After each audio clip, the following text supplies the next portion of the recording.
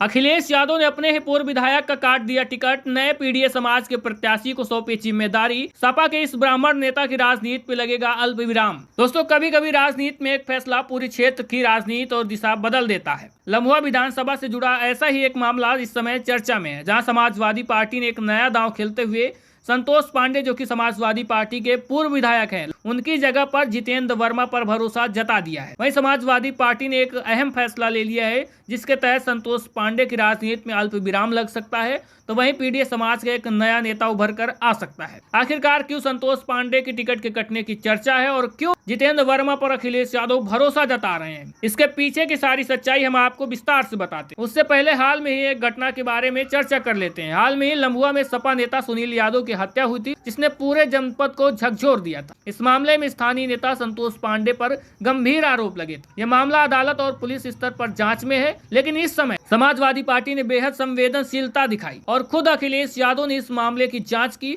उन्होंने कहा भी था कि जो भी सच्चाई होगी हम उसको सामने लेकर आएंगे और जो भी गुनहगार होंगे उनको सजा दिलवाएंगे। लेकिन ये मामला अभी पुलिस प्रशासन के बीच में। लेकिन अखिलेश यादव ने सुनील यादव के परिवार से मुलाकात भी की, सहानुभूति दी और आर्थिक मदद भी की, और आगे भी भरोसा जताया कि अगर परिवार को कोई भी समस्या आती तो हम उसके साथ खड़े दिखेंगे और हर तरह से न्याय दिलाने में उसकी मदद करेंगे। जनता भी यही मांग रही थी कि अखिलेश यादव उस परिवार की मदद करें जो पीड़ित है, क्योंकि आरोप लग रहे थे कि पूर्व विधायक और उनके साथियों ने मिलकर इसकी हत्या की है। हालांकि अभी आरोप सिद्ध नहीं हुए हैं, प्रशासन इसकी जांच कर रहा है। लेकिन जिस तरह से संतोष पांडे, जो कि समाजवादी पार्टी के पूर्व विधायक थे, उन पर आरोप लगे, और बहुत सारे लोग ऐसे भी थे जो अखिलेश यादव पर उन पर बचाने का आरोप लगा रहे थे कि हो सकता है अखिलेश यादव अपने पूर्व विधायक के साथ दिखे। लेकिन अखिलेश यादव ने ऐसा नहीं किया। अखिलेश यादव ने कहा था कि कार्यकर्ता छोटा हो या बड़ा, अगर सच्चाई के साथ है तो हम उसके साथ खड़े हैं, अगर कोई गलत कर रहा तो हम उसके साथ नहीं खड़े होंगे। क्योंकि जब किसी संगठन पर आरोप लगते हैं तो वो सबसे मुश्किल समय होता है कि उसका जो नेतृत्व है वो फैसला कैसे ले। तो अखिलेश यादव ने भी वही किया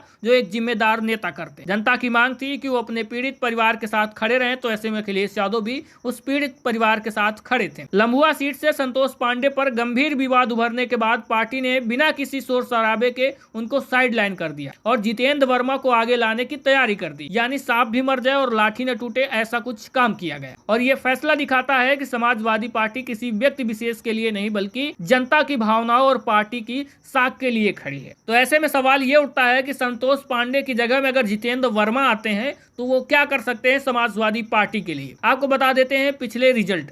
2012 में समाजवादी पार्टी ने सीट पर जीत दर्ज की थी, 2017 में भाजपा आई और 2022 में भी भाजपा इस सीट पर जीतने में कामयाब रही है। यहाँ पर समाजवादी पार्टी और भाजपा का बिल्कुल करीबी मामला था, कुछ ही मात्र वोटों का अंतर था, नहीं तो समाजवादी पार्टी का भी हो सकता था। तो ऐसे में भाजपा के सीताराम वर्मा यहाँ से विधायक हैं। तो यानी अगर जितेंद्र वर्मा समाजवादी पार्टी के प्रत्याशी बनते हैं तो अखिलेश यादव का पीडीए यानी पिछड़ा दलित अल्पसंख्यक समीकरण लम्बुआ में असरदार साबित हो सकता है। और जितेंद्र वर्मा का नाम इसी रणनीति का हिस्सा है और एक साफ छवि वाला, संगठन से जुड़ा और जनता के बीच लोकप्रिय चेहरा होने की वजह से जितेंद्र वर्मा को समाजवादी पार्टी आगे कर रही है और 2027 के लिए अभी से मैदान में उतारने के लिए मेहनत करने के लिए लगा रही है। तो वहीं अखिलेश यादव ने भी लम्बुआ में ये दिखा दिया है कि पार्टी में बदलाव केवल सत्ता की राजनीति के लिए नहीं, बल्कि जनभावना के सम्मान के लिए भी होता है। क्योंकि जनता की डिमांड थी कि अगर संतोष पांडे लोगों पर अत्याचार कर रहे हैं तो उनसे समाजवादी पार्टी दूरी बनाए, जो कि अब हो भी रहा है। हालांकि ये आरोप सही है या गलत है वो अलग का विषय है। तो शायद इसीलिए जितेंद्र वर्मा को टिकट दिए जाने की चर्चा इस वक्त संगठन के पुनरुद्धार की निशानी मानी जा रही है। पार्टी ये मानती है कि नया चेहरा, नई उम्मीद और साफ छवि 2027 के मिशन में